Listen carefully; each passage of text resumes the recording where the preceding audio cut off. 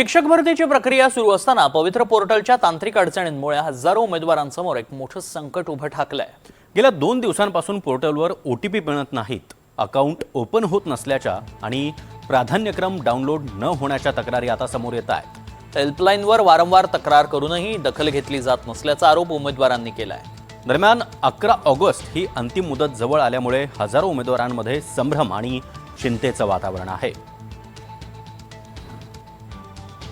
आणि या संदर्भात अधिक माहिती देण्यासाठी प्रांजल कुलकर्णी आपल्यासोबत आहेत। प्रांजल, कालच शालेय शिक्षण मंत्री दादा भुसे यांनी 30,000 शिक्षकांची भरती पवित्र पोर्टलच्या माध्यमातून नव्यानं सुरू होते असं सांगितलेलं होतं, मात्र आता यामध्ये तांत्रिक अडचणी येताना दिसतायत।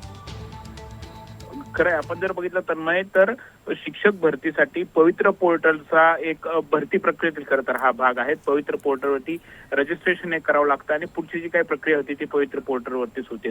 मात्र जर बघितलं तर गेल्या 2 दिवसांपासून हे पवित्र पोर्टलचं सर्व्हर हे डाऊन झालेलं आहे आणि त्यामुळे हजारो उमेदवार खरं तर मानसिक तणावामध्ये आहेत। जवळपास जी काही माहिती मिळते त्यानुसार जवळपास 30 ते 40 हजाराहून अधिक उमेदवारांनी खरं तर याच्यासाठी नोंदणी केलेली आहे। आणखी हजारो विद्यार्थी खरं तर यासाठी प्रयत्न हे करतायत। मात्र जर बघितलं तर OTP मिळत नाहीयेत, अकाउंट ओपन होत नाहीयेत, प्राधान्यक्रम डाउनलोड होत नाहीत आणि अशा अनेक अडचणी खरं तर त्यांना सध्या फेस करावं लागतात। अडचणींना सामना हा करावा लागतोय।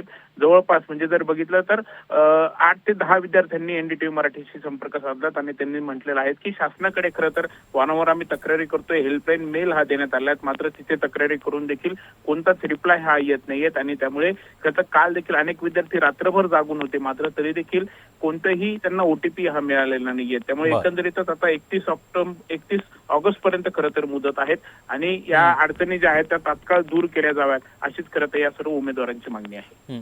नक्कीच प्रांजल, धन्यवाद या माहितीसाठी।